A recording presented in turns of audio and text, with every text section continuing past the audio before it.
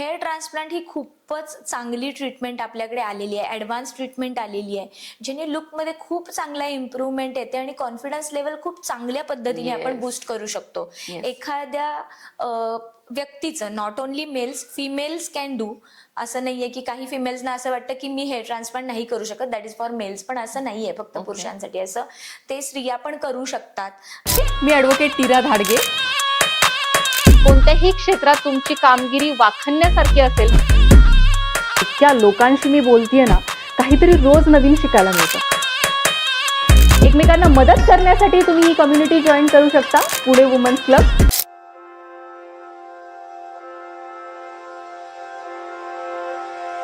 नमस्कार, मी advocate Neera Dhadge, founder of Pune women's club, तुमचे सहर्ष स्वागत करत आहे पॉडकास्ट विथ नीरामध्ये. तब्बल 300 पेक्षा जास्त पॉडकास्ट आता आपण केलेले आहेत.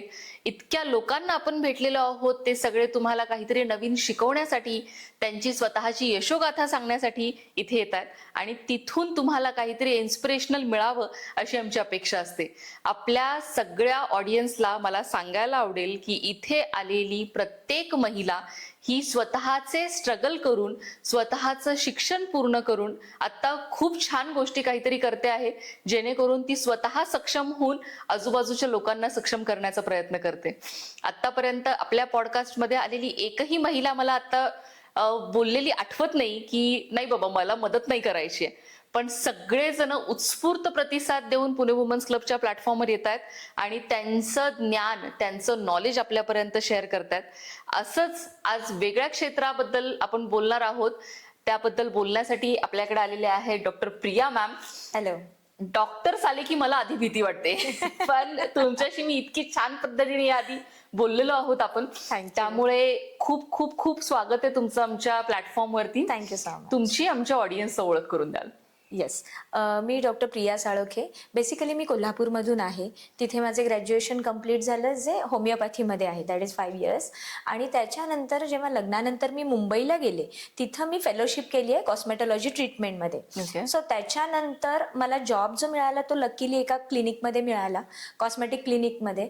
आणि ते माझं इन्स्पिरेशन होतं की IVF मधला एक्सपिरियन्स लग्नाआधीचा प्लस होमिओपॅथी, सो ह्या दोन्ही गोष्टी स्किन आणि हेअरसाठी सुटेबल होत्या. बरोबर. सो इंटरनली मी होमिओपॅथी करत होतेच, पण एक्सटर्नली मला जे लिमिटेशन्स येत होते, that is fulfilled by cosmetology treatment. So I land up in that concept की मी असं क्लिनिक रन करू जे internally as well as externally for skin आणि हेअर मी परफेक्ट करू शकते. Okay. So I do cosmetic treatments with the different types of technologies, laser machines and internally integrated homeopathy. Okay.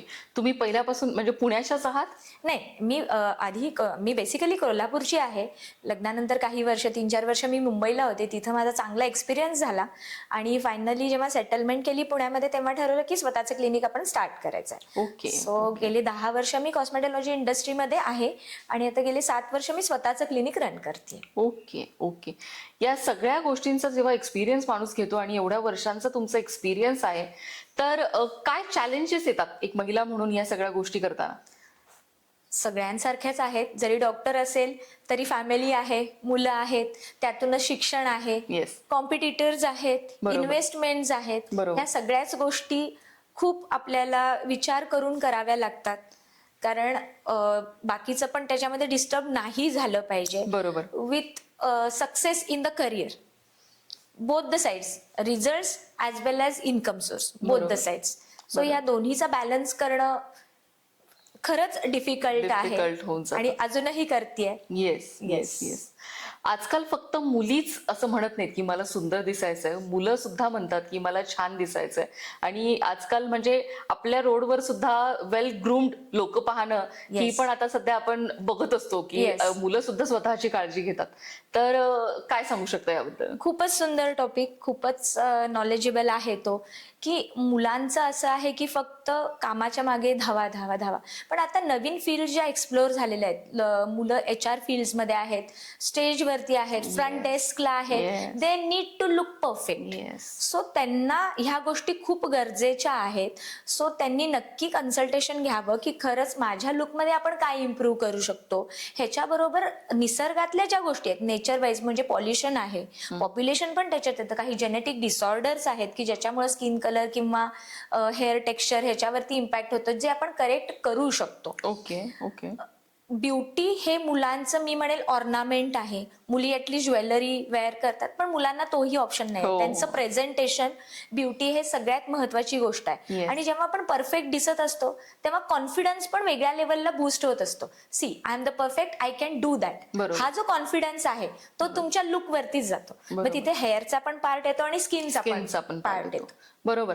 खूप वेळा चेहऱ्यावर खूप सारे पॅचेस असतात, म्हणजे मुलं नेहमी रोडवर फिरत असतात किंवा कंटिन्युअसली त्यांचं पोल्युशन बरोबर संपर्क असतो. Yes. तर त्या लोकांसाठी आपल्याकडे काही हे आहेत का? हो, आता पुणे डेव्हलप्ड कंट्रीमध्ये येतं, पण नवीन कन्स्ट्रक्शन्स येत आहेत, रोड डेव्हलपमेंट चालू आहेत. ह्याच्यामुळे जे पॉल्युशन जे आहे ते स्किनला जास्त इम्पॅक्ट हो, करतात. हो. प्लस फास्ट फूडचा जो इंटेक जास्त वाढलेला आहे, सो इंटरनली जो डायजेशनचा प्रॉब्लेम आहे त्याच्यामुळेही येत आहेत. बरोबर. सो नॉट ओनली लुक्स, पण हे तुमच्या हेल्थशी खूप रिलेटेड आहे. आणि जेनेटिक डिसऑर्डर्स, बरोबर. स्ट्रेस फॅक्टर, स्क्रीनचा ओव्हर यूज, ह्याच्यामुळे ही पिगमेंटेशन मध्ये वाढ होत आहे. बाप. आणि आपण नाईट टाइमला अगदी जवळून स्क्रीन बघतो, दॅट इज व्हेरी डेंजरस. बरोबर, आणि impacting skin and hair in high range. So त्याच्यासाठी तुम्ही जर केअर घेतली, ह्या गोष्टी केल्या, बेसिक एक्सटर्नल केअर जर घेतली आणि इंटरनली तुम्ही full of multivitamins with a good diet, with a good exercise, तर तुम्ही चांगलं मेंटेन करू शकता. Okay okay. घरी काही प्रयोग करतात लोक. हो. खूप वेळा असं असतं की नॉलेज तेवढं नसतं, हो. पण कुठून तरी आपण ऐकतो आणि काही ना काहीतरी गोष्टी करतो. तर त्या कितपत योग्य आणि कितपत काय म्हणतो आपण सेफ असतात? अगदी मस्त. सी, आता मेडिकल फील्ड एवढं एक्सप्लोर होण्याआधी घरगुतीच गोष्टी होत्या, हो. I agree. हो. पण तेव्हाचं नेचर पण वेगळं होतं. हो हो हो. तेव्हाचे वैद्य जे काही सुचवायचे किंवा जे काही द्यायचे ते सायंटिफिकली करेक्ट होते. हो. आता आपण कुठून तरी प्लांट आणतो, फॉर एक्झाम्पल अलोवेरा, ते सॉइल कशाचं बनलंय माहिती नाही, त्याच्यात काय केमिकल्स घातलेत का माहिती नाही, त्या अलोवेराच्या पीएच बॅलन्स किती आहे हे सुद्धा माहिती नाही. सो मी रेकमेंड करेल, be careful while trying new products किंवा न्यू तुम्ही DIY काय घरी करत असाल तर पॅच टेस्ट घ्या, कारण सगळ्यांना घरगुती गोष्टी सूट होतात असं नाही. आता जे मार्केटमध्ये अवेलेबल आहे विदाउट अप्रुव्हल्स किंवा विदाउट स्टॅम्पिंग किंवा जे अप्रुव्हल्स आहेत की त्याचा पीएच बॅलन्स किंवा कलर काही नाही आहे, ह्या गोष्टी आता जास्त इम्पॅक्ट करतात. केमिकल यूज वाढतोय. बरोबर. सो वेल गायडेड प्रॉडक्ट तुम्ही वापरू शकता. घरी तुम्ही ट्राईड टेस्टेड असेल तरी चालेल, पण त्यातल्या त्यात काही बऱ्याच गोष्टी आहेत ज्या माहित नाहीयेत. ओव्हर स्क्रबिंग, ओव्हर स्टीमिंग याने एजिंगचे इफेक्ट Effects स्किन दिसायला जास्त लागतात. येतात. बरोबर. किंवा हेअर्स वरती ब्लाइंडली आपण कोणताही कलर लावतो, त्याच्यापेक्षा good brand with equipped machines आणि जे थेरपिस्ट, Technicians, हो. टेक्निशियन्स, त्यांचे स्किल्स, बरोबर. बिफोर आफ्टर केअर, टेस्ट बरोबर. पॅच, ह्या गोष्टी याच्यात खूप इम्पॉर्टंट आहेत. बरोबर. So just careful for the DIY. Yes yes yes yes. Hair transplant बद्दल जर आपण बोलायला गेलो, किंवा आजकाल कसं हेअर हा आपला खूपच आवडीचा विषय असतो आणि एखाद दुसरा गळायला लागला तर पार अटॅक येण्याची शक्यता होऊन जाते आपली. दिवसभरामध्ये पूर्ण दिवस आपल्या तेच गोष्ट लक्षात राहते की अरे बापरे, केस गळायला लागली, केस गळायला लागली. तर हेअर ट्रान्सप्लांट एक चांगली अशी गोष्ट आहे जी की लोकांना एक ऑप्शन देतीये की आता तुम्ही हेअर ग्रो करू शकता. त्याच्याबद्दल काही मिथ्स आणि काही प्रोज मला ऐकायला आवडतील. येस, हेअर ट्रान्सप्लांट ही खूपच चांगली ट्रीटमेंट आपल्याकडे आलेली आहे, ऍडव्हान्स ट्रीटमेंट आलेली आहे, ज्याने लुकमध्ये खूप चांगला इम्प्रूव्हमेंट येते आणि कॉन्फिडन्स लेवल खूप चांगल्या पद्धतीने आपण Yes. बूस्ट करू शकतो. Yes. एखाद्या व्यक्तीचं, not only mails, females can do. असं नाहीये की काही फिमेल्सना असं वाटतं की मी हेअर ट्रान्सप्लांट नाही करू शकत, दॅट इज फॉर मेल्स, पण असं नाहीये फक्त पुरुषांसाठी. असं ते स्त्रिया पण करू शकतात. आणि मी असं म्हणेल की काहींचं असं मिथ आहे की हेअर ट्रान्सप्लांट केलं की हेअर फॉल व्हायचा पण थांबतो, पण तसं नाहीये. बिफोर हेअर ट्रान्सप्लांट जे तुमचे नॅचरल हेअर्स आहेत त्याची स्टॅबिलिटी, त्याची स्ट्रेंथ वाढवणं जास्त गरजेचे with the treatment without side effect. आणि ते तुमचं नॅचरल हेअर जस्ट आम्ही पाठीमागचे घेऊन ट्रान्सप्लांट करत असतो. बरोबर. काहींचं असं आहे की माझे आहे ते केस राहणार आहेत आणि नवीन मला येणार आहेत. No, that is wrong. तुमचे ओरिजिनल हेअर्सच जे आहेत, जे पाठीमागे खूप आहेत, ते आपण डिस्ट्रीब्यूट करून पुढे लावत असतो. फॉर एक्झाम्पल, माझ्याकडे एक झाडाची कुंडी आहे ज्याच्यामध्ये 50 रोपटी आहेत आणि एक झाडाची कुंडी माझी मोकळी आहे. सो मी इथे 25 ठेवेल आणि इथे तिकडे 25 ठेवेल. So this is a concept of hair transplant. आणि दोन्ही जेंडरला ही तितकीच युजफुल आहे. हेअर ट्रान्सप्लांट मध्ये पूर्ण केस काढतात फक्त पुरुषांच्या बाबतीत, पण स्त्रियांच्या बाबतीत असं कंपल्शनच नाहीये की पूर्ण केस काढलेच पाहिजेत. Okay okay okay. म्हणजे एक पॅच तुम्ही फक्त तो आपण हे करू शकतो. हो, पॅच आधी व्हायचा, पण आता जे नवीन टेक्निक्स आलेत त्याच्यात आपण इंडिव्हिज्युअल हेअर फॉलिकल काढतो, एक काढतो आणि तेवढाच लावतो. सो आपण ते बंच मध्ये घेत नाही, स्कॅटर्ड घेतो, ऑल्टरनेट लाईन्स मध्ये घेतो. सो जो डोनर एरिया आहे तो पण हिलिंग नंतर परफेक्ट दिसला पाहिजे आणि ट्रान्सप्लांटेड एरिया पण परफेक्ट दिसला पाहिजे. बरोबर बरोबर बरोबर. लेझर बद्दल पण मी खूप सारं ऐकलंय. आपण जेवढे विषय काढू तेवढे कमीच आहेत. पण लेझर बद्दल पण मी ऐकलेलं आहे की काही प्रायव्हेट पार्ट्स मध्ये आपण ते करू शकतो, नाही करू शकत, किंवा बरोबर आहे नाही आहे, त्याच्यानंतरच्या काही ट्रीटमेंट्स असतात का, याबद्दल आम्हाला ऐकायला आवडेल. येस, जेव्हा लेझर टेक्नॉलॉजी इन्व्हेंट झाली तेव्हाची जी कन्सेप्ट होती की एकच लेझर स्किन पासून बोन पर्यंत यूज केला जायचा. पण जसं ह्या टेक्नॉलॉजीज मध्ये ऍडव्हान्सेस आले त्याप्रमाणे ऑर्गन वाईज त्याला फिल्टर झाले. सो स्किनचा लेझर हा स्किनचा लेझर आहे, तो तिथेपर्यंतच काम करणार आहे. That is skin is 1 centimetre thick in our body आणि हेअर हा त्याचाच अपेंडेज आहे. असा नाहीये की हेअर हे वेगळं आहे आणि स्किन हे वेगळं आहे. हेअरचं रूट हे स्किन मध्येच आहे. बोनचा लेझर वेगळा आहे, इंटेस्टाईनचा लेझर वेगळा आहे, फॅट रिमूव्हलचा वेगळा आहे. सो ते लेवल झालेले आहेत. सो लेझर बद्दल माझ्या मते US FDA अप्रूव्ड मशीन्स जे आहेत ते बेस्ट की बाबा perfect skin colour, skin deepening, skin layer वरती काम करतात, टॅटू रिमूव्हल वर काम करतात.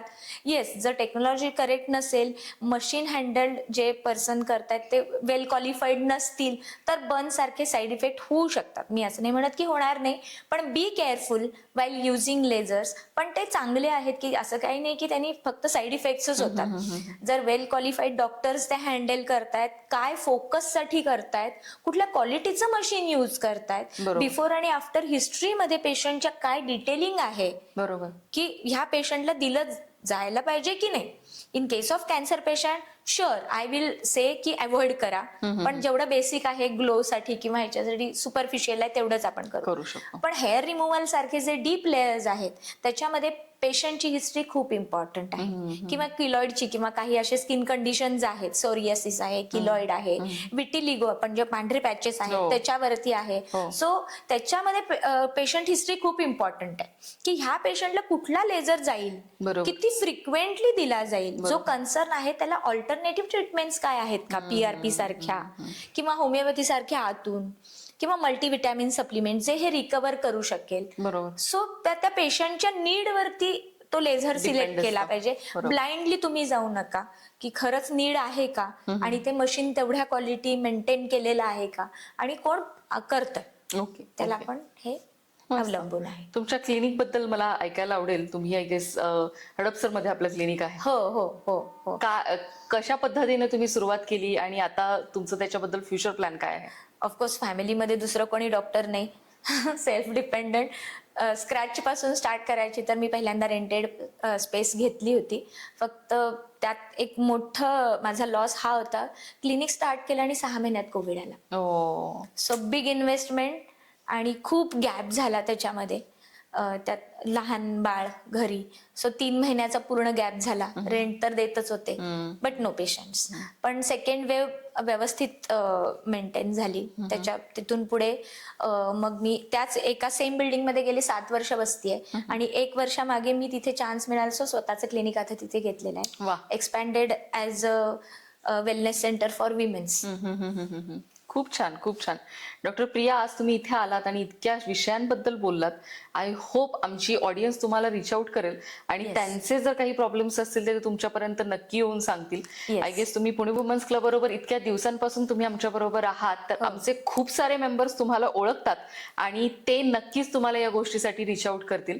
थँक्यू सो मच तुम्ही आज इथे आल्याबद्दल आणि इतका तुमचा प्रेशियस वेळ दिल्याबद्दल. Thank you so much. येस.